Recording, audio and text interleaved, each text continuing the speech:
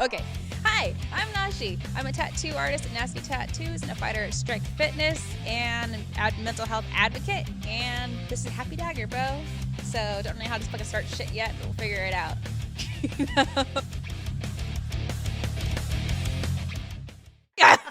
But you do start to notice vocal patterns that you have and certain things that certain topics that you do discuss a lot. And it's like, I want to avoid being a fucking broken record and using the fucking same face syndrome on my fucking speech. And so it's like, what do I do now? Because now I'm hyperfixating on it. But I do want to talk about shit. I just don't know how the fuck to go about it. And I want to fucking keep people fucking entertained. And I can't exactly do that if I say and yeah and like and yeah and fuck and all this shit again and again. It's just learning. Yeah, it's true. That, like, you just have to slow down. I don't slow down. I just go. Yeah. There is no slow. There was no go. There was no breaks. You just got to, like, even if you have to think about something, just think about it. You don't have to filler. I don't think. Throw filler in there. I don't think. I just go. Yeah. That's the complete opposite of what I normally do. Normally I think way too fucking much. Yeah, you just, it's hard because you don't really talk. So when you're talking into a mic, it's not the same as talking to a person. Yeah, it's really not. All of a sudden you throw in these fillers, you start noticing these fillers like, like who? Yeah. Like fucking, I didn't fucking expect it fucking this shit to be so fucking hard, like up here and everything when you're fucking actually recording. I didn't expect it. I just thought, okay, bro, just talk. And it's like, cool, I can do that. I can talk for fucking ever and everything like that. But then you start noticing the the little vocal shit that you do, you know, and it's annoying because now I see it again. You're good. Just yeah. You get better at it as you go. Yeah. Every episode you get better. Yeah, that's true. And I bet kind of just like fucking like at the gym and shit. It's like you're gonna have good days and bad days. Same with like artwork too. Fucking those days piss me the fuck off, man. Fucking when you have a bad art day, when you have like a block or you keep trying to draw something and you're just not getting it. I've been drawing this fucking same thing like, you know, a half dozen times to try to get it to be what I want it to be and just not going, you know, like my character Gage and like that. I drew him specifically the way I did. That way he'd be easy for me to fucking draw. But the more I get into drawing it, the less easy he gets, you know, because the original design I have for him, it's a lot more simple, like shapes and stuff like that. I didn't have, you know, the kind of like I always try to draw him with a little bit more shoulder definition up here too, because I think it looks cool. And so I didn't have that originally. Originally it was more like noodle arms and noodle legs and shit like that, just because I thought it'd be, you know, the whole rubber man kind of thing in artwork, you know, or in cartooning. So it'd be like, you know, easy to draw, just kind of throw out a line. But then I realized I don't like drawing like that. I feel like it lacks shit for me. There's no substance. There's no substance there for me, you know? And so that's why I do like, you know, paying attention to things like anatomy and structure and everything like that. Those kind of weird jagged lines and everything. And that's really cool when you start going into art and everything like that. And you start noticing your style develop. You can start noticing, you know, oh, there's a puppy. But you start noticing what you do and don't like in your artwork, you know, what you think is fun, what you think is fucking boring as shit, what you think is just difficult and you don't want to work on, you know, and that's when you start building your strengths or your weaknesses. And you can either build up your weaknesses or build up your strengths, or you do both, you know, like fucking the whole comic I've been working on right now, the biggest challenge for me has been environment, because I don't draw environment a lot. I don't really like still life kind of artwork or anything like that. Like the backgrounds of the picture? Yeah. Like the backgrounds. Like I have one here real quick. I'll pull it up. But the whole thing about what I have a lot of trouble with is planning out the environment, because I can plan out a story very well. I can plan out characters and shit. I can plan out even things like action, dialogue, or whatever like that. But when I actually have the background there, now it's a whole nother fucking thing for me to think about, because then I'm thinking about foreground, middle ground, background. I think about the lighting, how it's affecting it. Like in the picture I was showing you and everything like that. And then there's no reference point when you're building a world of your own. There's no reference point. So I can go ahead and fucking make, I don't know, this fucking palm tree with fucking skulls in it for coconuts or whatever, you know. I can go ahead and make these weird spider plants, or I can go ahead and make, you know, my idea I had over here was a building. I had seen it in I think it was Ramon's station, right? He had to put this picture of like Chicano artwork where the building, it was just a normal building and everything, but the lighting that was cast on it, it made it so the shadow in it was shaped like a skull. And I thought it was really fucking sick. And so I wanted to design the shop and the story and everything to have a very kind of similar effect. But it's like, now how do I incorporate that along with, you know, what I want this shop to look like in my head? You know, the because the way I want it in my head is I want it to be up and down, kind of like the shop at like kind of like Nasty's, you know, like that, how it has a very tall building look, but it's really long in the back. I want something like that. And so I'm trying to figure out how to incorporate that skull shape into it, but also that whole kind of Hollywood kind of strip kind of feel to it. And environment, it's like so much perspective. You have a lot of perspective, a lot of forward, middle, and background. It's a lot to fucking incorporate. You know, and I can see why I didn't do it before, because it's a fucking pain in the ass, you know. It's a fucking pain in the ass to have to do all that. And it's a lot more fun and interesting to work on things like character expression. So I have a lot of expressive characters in it. So it's just kind of, I guess, an artwork, something got to work on, something got to do. And just really cool to notice. So my stomach's growling. But, I forgot where I was in that. I think that was just going off on a tangent about art. That's fine, I think it's fine. You're talking about art days, and then you're talking about Gage, how like the concept when you drew him. Oh yeah, he was meant to be easy. It was like supposed to be easy, but then you made it your own because you wanted it to be. You wanted to. It was not your art style. Like the art style that you had, the idea before is different now because the art style has evolved and like. Yeah. Now you want to add a bit more to it. Then you went on to talk about the perception. Oh yeah. Then you went to talk about the shop. Oh yeah, that's true. Yes. Okay, yeah, definitely, that makes sense. And it would be a lot easier to have simple character designs and then have more detail put in the background, or you can always do the opposite, where it's like you have a very still background, but you can always have a very basic background and more animated character designs. You know what I mean? Kind of like in like Steven Universe and like that. The characters are very, very simple to draw. Or Adventure Time. Or Adventure Time, yeah. The character's very simple to draw. That way, though, they focus on the storyline there, and they can focus on like world building, and that's made intentionally. You know, that way it's like, it also makes it really easy for other artists to pick up too, because sometimes you get art styles out there that animators in particular they work on that it's really hard for them to get it down. Kind of like in Lilo and Stitch, if you've like noticed and everything, Jumba and everything, he has different scenes and everything like that where his character animators, they don't keep it consistent in his proportions, and so sometimes his head looks bigger than others, or you see sometimes he's not as broad as others, sometimes his eyes look bigger, and it's an inconsistency in the artwork because of different animators who are working on it. But that's also because the art style, it probably isn't something that those particular animators are very accustomed to, or they're something not really they haven't practiced enough yet, or haven't paid much attention to. And so when you do have a more simple animation art style, kind of like Adventure Time, it makes it so like it's easy to pick up. I can't fucking tell you how many of these little Gen Z kids I've seen fucking try to do the whole Adventure Time art style to do their whole thing with it. And that's really cool though, because now it's like you give them a very, an easy enough art style to learn how to draw that you can focus on world building and, character development, things like storylines, all these weird things too. Like the songs they have in there. I know they have a lot of music in there too. And so it gives them a lot more time to do other things with it other than, I want this character to be exceptionally pretty, And so, like Gage, his original design, I based off. I had the idea from Bendy the Ink Machine, the character Bendy, how he has that curve-shaped head like that. That's kind of where the whole cat ear thing came from. It wasn't meant to be cat ears. It's not meant to be cat ears on Gage because they're not actually ears. They're like ear tufts. They're like little tufts.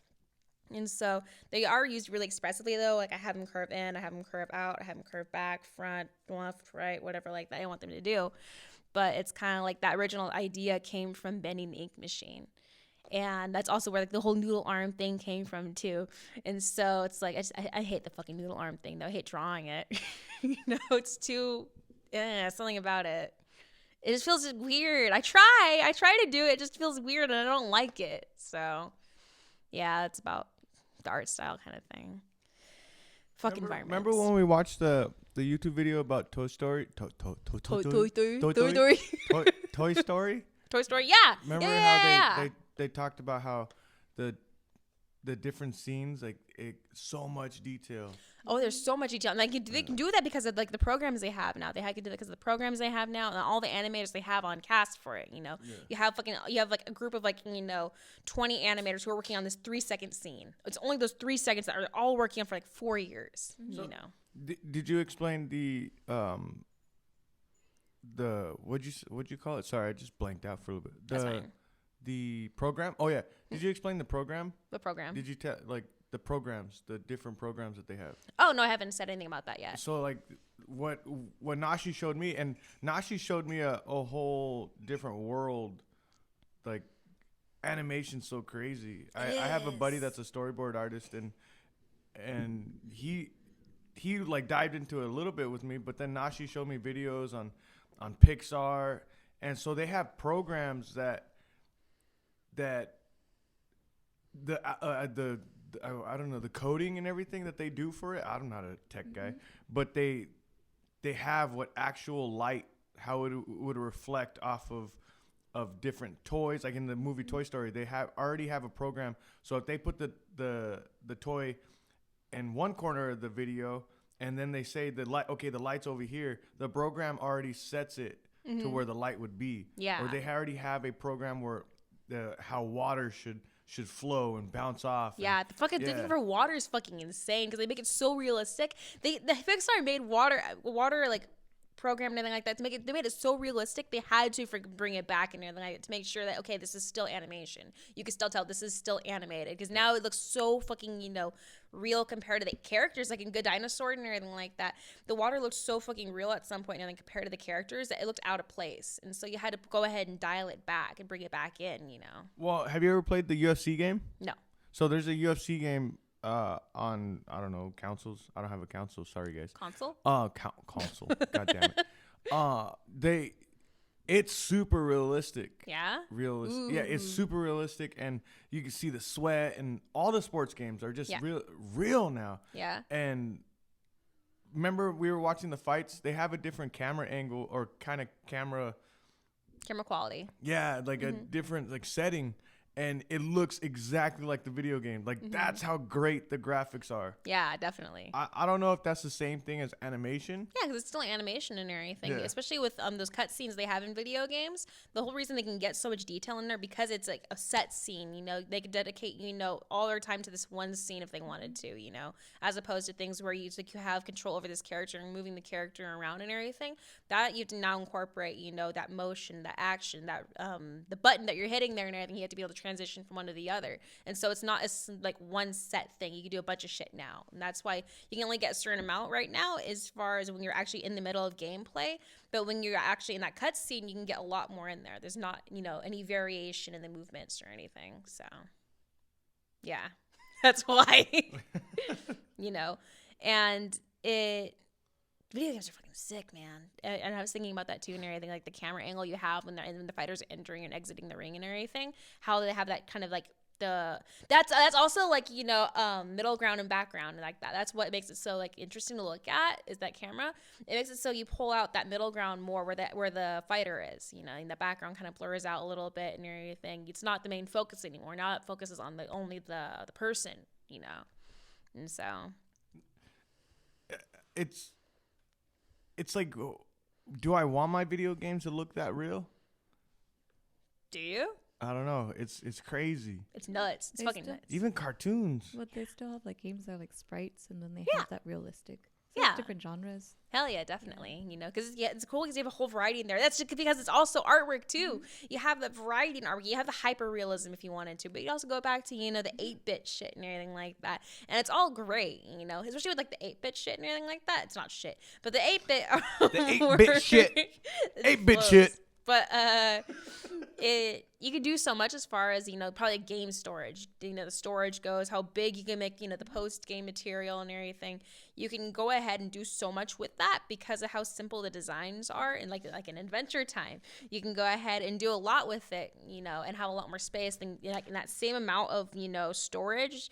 You can get so much more than you can in like the hyper realistic thing because now you don't have all these animations and like the detail in these animations. It has a store too, and I know you can fucking store that shit online. I think, but in general, okay, keep talking. Okay, hello there, Mike. Nice to meet you.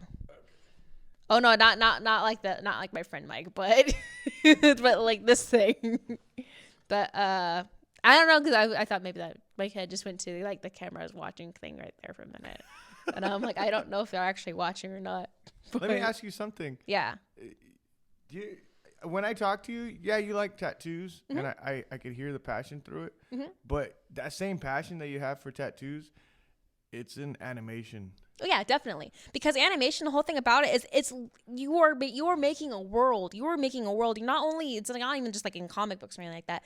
Now you see actual motion, you see actual movement, you hear things, you see things, you change the lighting and everything. I love animation for that reason because you are creating this whole fucking world. It's fleshed out, you know. It's not, you know, like the problem I was having with these pages I was working on is I was trying to figure out how to depict a character rising up and coming out of the fucking grave and everything. I was trying to figure out how the fuck to do that, and I couldn't fucking figure it out, and it was pissing me off. But it's like in animation, you can see that clearly. You know, you see that. You see all the little dirt particles falling off, and like you can see the mud caked, you know, the or the fur or whatever like that. You can see all these things, but you can't convey that the same way in traditional medium artwork, you know, or in, you know, even in tattooing. I can do certain things, but it's kind of like it's a whole nother kind of art. Tattooing, it's on the skin, you know, you can do something with that, but it's not going to be the same as like this cat on my hand. You're not going to be able to see it fucking move like you can in, you know, an animated film. So I do love animation though. I really do. I want to learn how to do it too, and you do so much with it. Sorry. Do you know other tattoo artists that are in animation or that really like that type of art? Who are specifically in animation? No. But that dabbled in it a little bit. Maybe. Is there anybody around you that's in animation? Not that I know of. I don't talk to that many artists other than who've been at the shop. So, and most of them and everything are very much still in, you know, traditional mediums. Like, you know, Mike and then Ricardo, Ramon, they're all very much into like the whole kind of traditional Chicano style artwork with wood burning too. They do a lot of wood burning. And then I remember, who the fuck was it? It was somebody. I don't know if I can remember. There's somebody else who was into spray paint, but everybody has their own kind of shit that they're into, and it influences their artwork that you can see on like tattoos and shit, you know. Yeah. So, like I think like you're at the beginning of your artistic job, right? Yeah, like the whole artistic career and everything like that. The dogs up, Isabel, please. Sorry. But you got to start somewhere, and it's really cool because it's like when you do, because I'm a self-taught artist. I've only ever taken one art class, and I ended up leaving.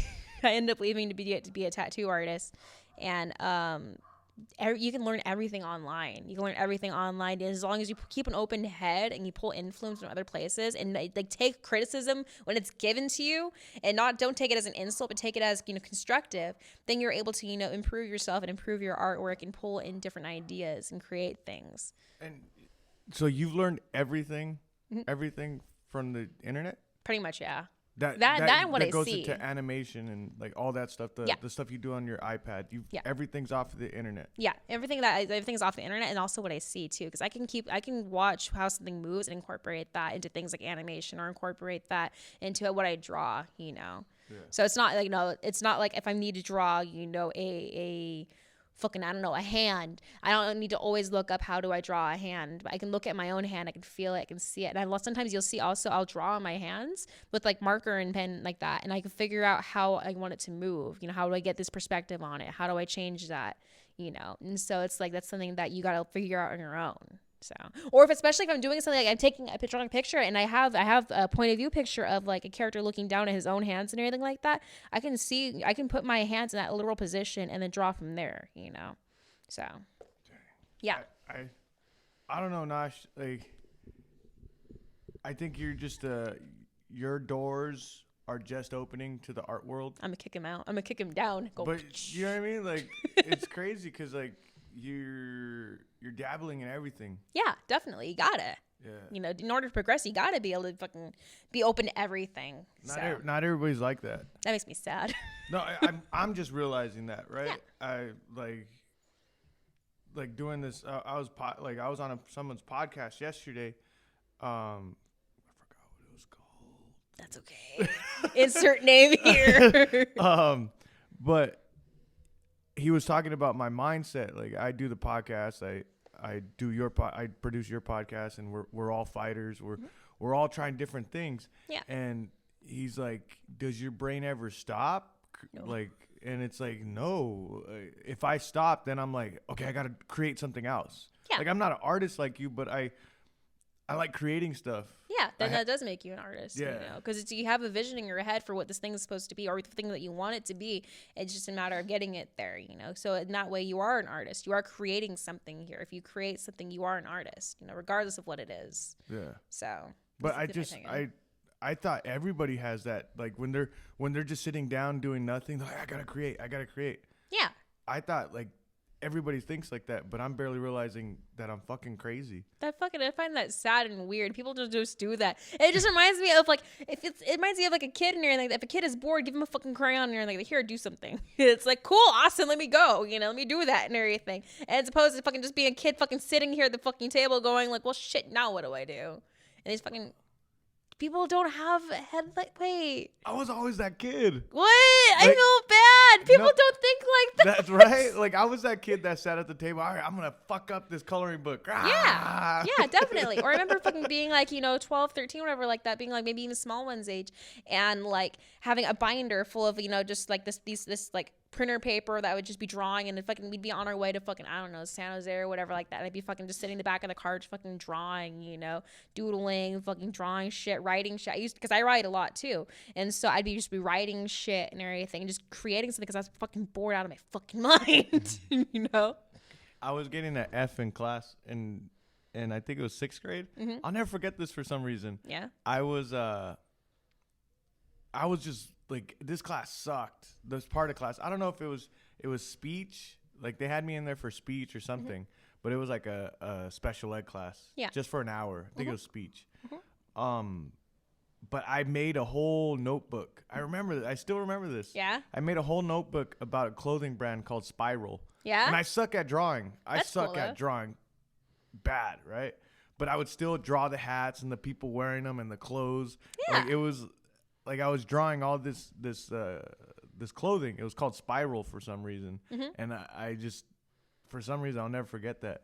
But it was just a notebook of just drawings of, it was horrible drawings. Though. No, it's fine. It doesn't matter if it's horrible, not as long as you get the fucking idea out there, because you can always improve it later. Kind of like fucking drilling. Drawing is just like drilling. You just got to do it in order to get better. I don't know. I don't know if that because my handwriting, my drawing is fucking bad, Nash.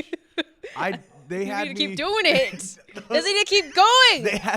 They had me in like, cause my motor skills are horrible as a when I was younger, still are, and they would have me practice my handwriting. Yeah, just practice, drill. Never to this day, it's shit. Draw the letters instead of write them. Draw the letters instead of writing them. Draw the letters instead of writing them. What do you mean by that? Like draw the fucking letters. But that's the same thing as writing. No, it's not. It's not the same. Explain. So what I mean by that, it's kind of like, say for like, pick the word like dog, for example. You see the D and the O and the G. They all have that same circle shape, right? That same oval shape. And now you just work on just drawing that oval. Don't focus on the fact that it's supposed to be a D or an O or a G. You just go ahead and draw that oval. And when you connect that oval, you draw that line going down off of that. After that, you go ahead and connect up to this other oval. And eventually, it's like, it sounds weird to say it, but it's like my handwriting is fucking shit. My handwriting is shit. Ask me to write a name, it fucking sucks ass. Ask me to draw a name, I can do it. That's because I'm paying attention to those ovals in the letters, and I'm looking at how it connects up to other ones, and just kind of getting it to flow like that. So when you say your handwriting is shit, try drawing the letters instead of actually writing them. Like, view it as a picture. Mind blown. But it's also cool because you can take other inspiration from other kinds of lettering too. Things like Old English. I love Old English. Or things like other kinds of cursive, different kinds of, movie fonts and shit. Think of it as more of like a picture rather than, a name written out, because then it's going to come a lot easier. You're going to be able to see the shapes better. And if you even really want to, you can get a fucking light table or whatever like that. If you have that one oval from the D, go ahead, carry it over, and you fucking just copy the same fucking oval over there for the O, and then O again for the G, and then connect it all together. So that's my recommendation. Yeah, we were talking about how did we bring that up? It was drilling. Oh, yeah. How I was saying fucking just like artwork is just like drilling, and how you just got to keep doing it. Another thing in that also is got to find your own way to do it. Say, for example, like you can't fucking draw like realistic hands for fucking shit, man. Nobody can fucking draw hands, hands right? Fucking suck they ass. suck ass because they move so weird. They move so weird, and there's so many little fucking parts in the hand that everybody fucking just like draws them differently. And so if you know, we don't draw hands the same way, but it's like your way, you can still draw a hand. You just gotta find out which way works for you, which art style. Like some people only fucking draw 4 fingers. They fucking cut off a fucking, I don't know, a ring finger or whatever like that, and they only stick to fucking 4 fingers instead of having the full 5. But they use that a lot in animation too, because it's a lot easier to animate 4 than it is for 5 fingers. That's why they say, like, they specify it for only certain characters. That's why fucking Gravity Falls, for example, and everything. You see all the kid characters only fucking have 4 fingers instead of the adults who have 5. And then what the fuck is his name? Ford, he has 6. Yeah, so it's just like, it's another kind of thing about like art style. You ever watch the Oblongs? No. What is it? You've never seen the Oblongs? No. I believe Will Ferrell produced it, but I don't know who the animator is. I'll look it up right now. I'll look it up. What's it about? It's about a family, but they're in a wasteland. Yeah. So it's all hazardous material around them, and they become they get all fucked up, their bodies and stuff. Is it a cartoon? Yeah, it's a cartoon. Oh, I want to see. So let me. You said it's by Will Ferrell? He produced it. Oh, okay. How weird. It looks kind of like Dr. Seuss, kind of. Or like Salad Fingers. You see the dad, though? He doesn't have any arms. Yeah. He reminds me of like Salad Fingers, though, the face. Yeah, But like, I'm barely, sorry, I'm saying like now. That's fine. I'm barely realizing after meeting you and talking to you, and we've done 10. This is 10, episode 10. Hey, hell yeah, double digits. Yeah. Yeah. But just talking to you about animation, how cool it is. It's such a cool thing. And how high you have to be to think of all these ideas. Yeah. Yeah. But fucking like, that's another thing I want to talk about later in anything, is I want to talk about Salad Fingers, because that's actually a really cool one. So I don't know if we're talking about this episode, if we're going to do the next one, but it was created by a guy named Angus Oblong. Angus Oblong. So he named the fucking show after himself? I guess. Oblongs. The Oblongs. Oblongs. Yeah. Named it after himself. Oh, it could be like a self-insert kind of shit. That could be. Yeah. So what do you want to talk about? You said you Salad Fingers. Talk about Salad Fingers then. I don't remember it that well. That's the thing. It's I know it's like a YouTube like series. It's an animation series. Let me see. Yeah. The artwork on it's fucking gross looking. I mean, it's creepy. It's a creepy gross kind of thing. David Firth. Mm-hmm. I believe that's how you pronounce his name. But he has a series called Salad Fingers, and he has other series, but that's one of his main series that he has on there. Mm-hmm. As far as I remember, I think there's a thing about, like, it's a fucking ride, bro. Because Salad Fingers is fucked up. He's fucked up in the head and everything. He is, and he's like in a wasteland. It's like a apocalyptic kind of thing. Yeah. And the same animator made this video called Cream. Yeah. And it's Wait, he made that one too? Yeah, he made that one. Wait. The cream in the container, and then that fixes everything. Wait, it started off as a facial cream, then it went on to make everything better. Oh. It didn't make everything better. Okay, I remember that one. Fuck. He made that one too. Fuck. I remember that. I don't remember. I wish I remembered more about Salad Fingers. I've only seen it once though. But I remember it was fucking weird as shit. It's about like an apocalyptic world. He made one called Dog of Man, and that one's really weird. Yeah. But the Salad Fingers is about apocalyptic area. Yeah, talking to Mike as well. That like you can't hear anything that you're saying, like when you're not talking in the mic. So talk like right here. Okay. Like this kind of close to it. Yeah. Like ASMR kind of shit. Yeah. Because when you're not in the mic, it's like. Okay. Yeah.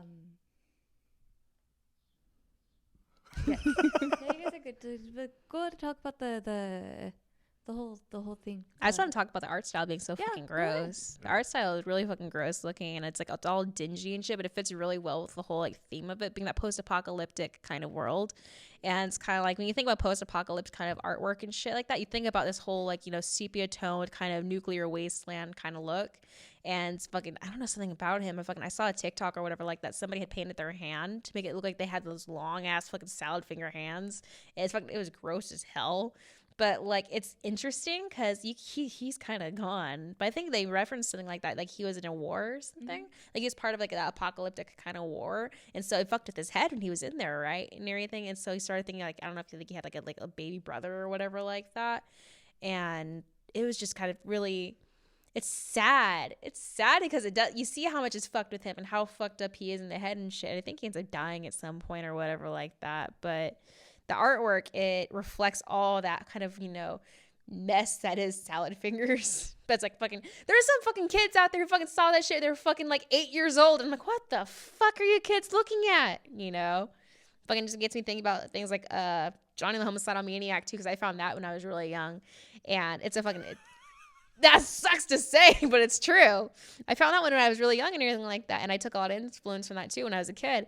And like these really grotesque, raunchy, not raunchy isn't bad, but raunchy as in like gross, fucked up creatures and people and things like that. I don't know if it has any kind of effect on mental health. I don't know if it does or not. But it's cool to see the artists, they put their own shit in there. Like, I think Johnny Homicidal Maniac, I think he was all fucked up in the head also because Joan Vasquez and that he seems like he's kind of a bit of a narcissist and a bit of a depressive person and everything like that. And so I think that kind of got shown in his characters, which gets me on the thought of self-inserts. It makes me wonder if those fucking people who do like salad fingers and shit like that, if they're kind of a bit, up here, they're not all there either. Because people, I notice in particular, like the people who create a lot of characters, they like at least have one character they put as a self-insert in there. And they do that, I think, just like subconsciously, because it's like they're telling the story. And so they want the character to tell the story. And so they kind of become part of the character, or they put traits of themselves into the character. And I kind of wonder about, creators like with really fucked up dark artwork and everything, and or like dark storylines. And they wonder what the hell did they go through to get there,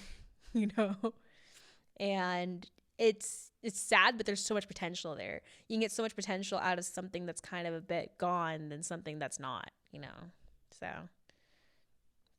yeah. I just waited for fucking feedback. No, I sorry. That's fine. I was just, when you said that the childhood, like if that had like mental health effects. Yeah. Like think of all the shows that I used to watch Ren and Stimpy, Yeah. Cat Dog, Yeah. Rocko's Modern Life. Yeah. Like all those shows What? Which one? Beavis and Butthead. Like they were cool shows, but it was like these are fucking crazy. Yeah. And it's kind of like, you can use that as influence for artwork, but also fucking influences up here on your head too and everything. I mean, fucking, how can you not watch something fucking like Courage the Cowardly Dog or fucking Ren and Stimpy and shit and not get influenced by it? Courage the Cowardly Dog. I love that one. Show was it was fucking awesome. Weird as shit. The fucking, I don't know, something about the chick, like the headless chicken thing always fucking kind of, bothered me. So, I don't know. But looking at different character designs, like things like the eyes in particular, pull a lot of influence from different things. I noticed the messiness and everything from Johnny the Homicidal Maniac is something I still use and everything a lot. And so it's a different kind of way because I noticed that in his art style, he doesn't shade anything. He just leaves it all strictly black or white. There's no gray area whatsoever in it, which has its own kind of effect in there. It makes it so like the black stands out really dark. It's really, really, it has a lot of impact in it and everything. So you see that big fucking wall that he's fucking feeding full of blood and everything like that. And it's just dark compared to the rest of the fucking page. And he stands out well from it. So. It's so cool. Like, I just, the comic that you're doing, Thank right? you. I like the idea. Oh, I didn't show you the other page I finished. I finished one of the other color pages. You did? Yeah, I finished another one. Don't show it on here. Oh, I already did. think oh, you did? I think I did. I don't know if anybody got an actual good look at it, but I mentioned it earlier. But I feel like we should just show the cover and then just build up it's a comic, so we don't want people reading all of it at once. Like, no, the one fucking page. I don't know what you want to do with it. I want to get the chapter done by, like we said, but June 25th. Yeah. That's my main goal. Is I want to get at least one done. And then we go ahead and release it before then. And maybe I don't know, I want to do like a cover for it too. And I want that cover to be like in full color and everything and just kind of, start building it up from there. I want to introduce the who and the where right now and then eventually get into more of the story after that. Yeah. I just want to get the basic storyline set out and have the main character or characters out. Yeah, I don't know if I want to introduce August or anything yet, but I was even thinking over the last few days what kind of, like, for some reason, I just pictured him driving. So what's his name? Gage is the main character. Yeah, he's in hell and he doesn't know how he got to hell. and he's a tattoo artist there. He's a body artist, so he does both tattoos and piercings. And the whole thing about him is like he's trying to find work as a tattoo artist in hell, but nobody fucking wants him because he fucking makes people bleed out, people stop coming to the shop and shit, and so they fucking lose money and they get in trouble and everything. And so he's like, fucking, I don't know what to do now and everything. But this one shop's like, hey, we need a piercer. You can do piercings, and he's like, fuck. Okay, so he goes and he becomes a piercer there because he already does piercings, but he doesn't because the whole bloodlust thing. He lets too many people bleed out, and so that's kind of why he's he was trying to stay away from being a piercer because the problem he has and he knows he has, but because of the location of the shop and being one of the few places he has left and the best place he has left and everything, he's like, fuck it, I guess I'll do it. Kind of between a rock and a hard place. So, and I was thinking over the week. For some reason, this popped in my head.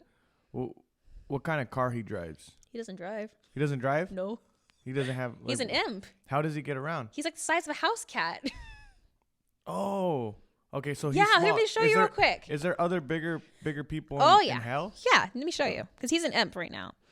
And there's a whole thing in my head and everything as to why, some people are imps, some people are like demons and stuff like that. Basically, the imps are the lowest of society. This is a character page I have working on right now for Gage, Mags, and Bugpin. Mags and Bugpin are two other artists I have. But he's about the size of a house cat. So, you're not looking. Oh, sorry. He's about the size of a house cat. Oh, that's dope. He's small. He's actually big for an imp. That the girl has huge chichis. Because she's a titty girl. You can't look at tattoo artwork and not tell me there's tits there. You can't. I mean, she's based on... Fuck you. She's based on a sugar skull. You don't see the fucking makeup or anything yet. But like on her face, she has like the clown eye makeup and everything like that. The cheekbones are going to be coming in. She has horns and shit. So she's not an imp? No, she's a demon. Okay. So... or a lost soul, whatever the fuck. But her and Bugpin are both like those souls where they become kind of these more kind of monster influences. But I wanted them to take influence from different elements of tattooing. Like she has the sugar skull thing. He has line work. And so he has a big fucking mandala on his back. Let me show you Bugpin actually, just while I'm talking. But he has a big mandala on his back. And I wanted each of the main characters in the shop to take influence from an element in tattooing. Yeah. And so that's kind of their whole thing. And let me find Bugpin. You should set up a camera for like whenever you're drawing. This is Bugpin. He's based on a spider. Oh, I remember that when we showed him. Yeah. So he's based on line work. Do they have like when you're drawing them? Can you hear them? Yeah.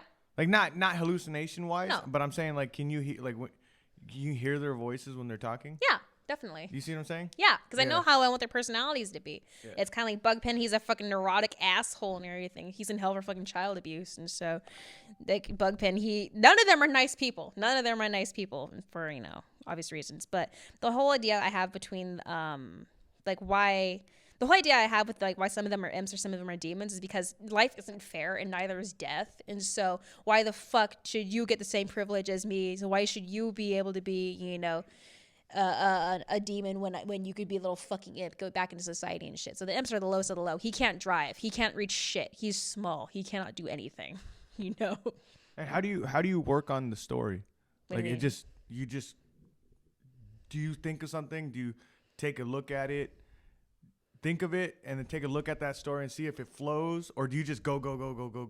I look at how things piece together. Like what I do is because I like world building, and so I come up with my basic characters and everything. I think about what I want them to do. What do they need in order to do that?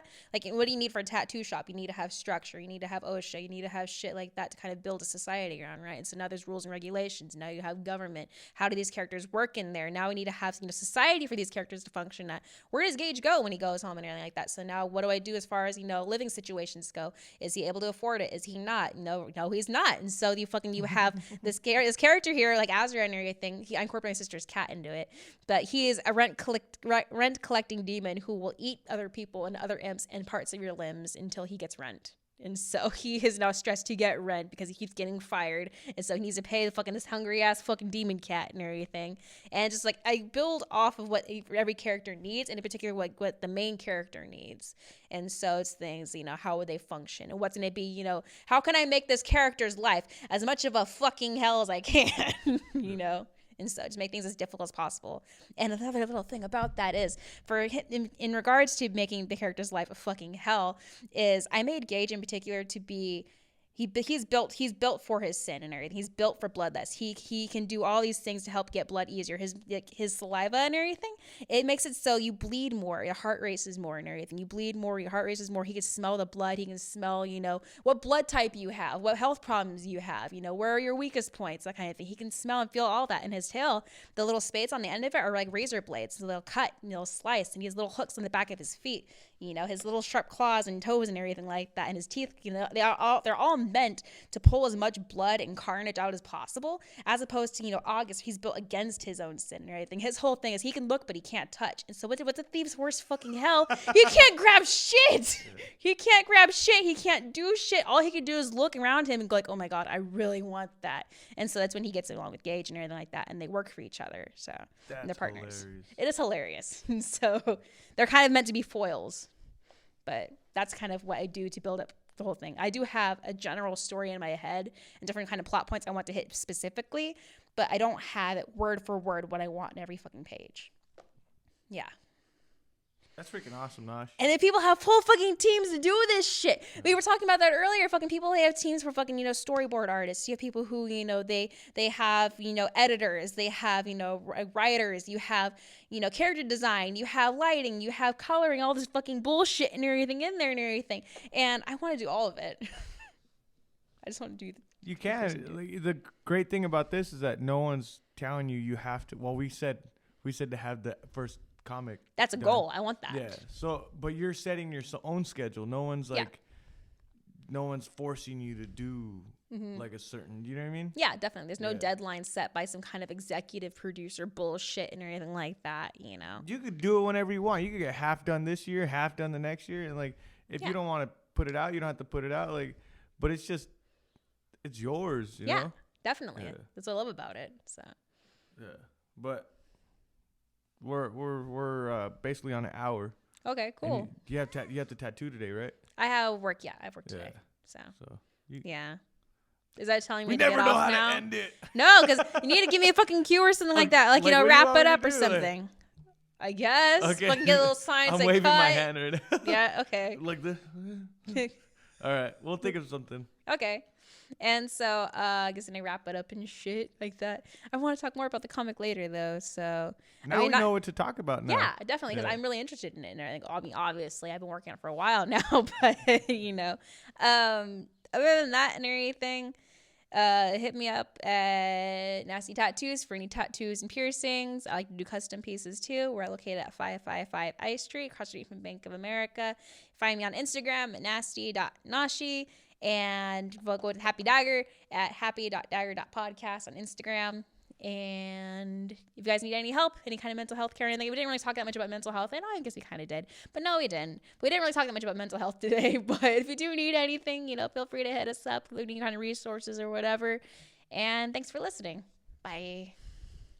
That's it, I guess.